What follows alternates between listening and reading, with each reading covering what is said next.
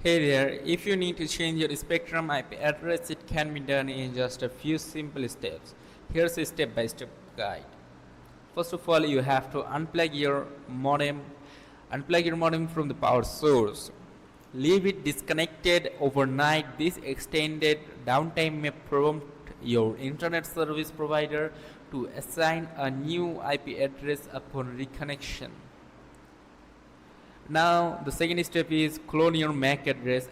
Access your router settings and look for the MAC address clone cap option.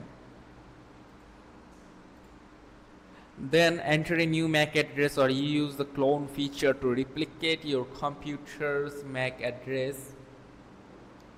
You can see. Save the changes and restart both your modem and router. This process may assign a different IP address.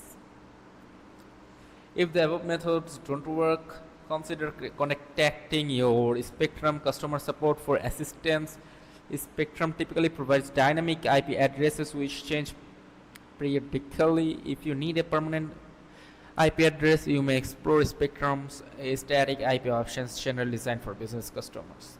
So that's it. Now you know how to change the Spectrum IP address. If this video was helpful, make sure to like and subscribe for more helpful videos.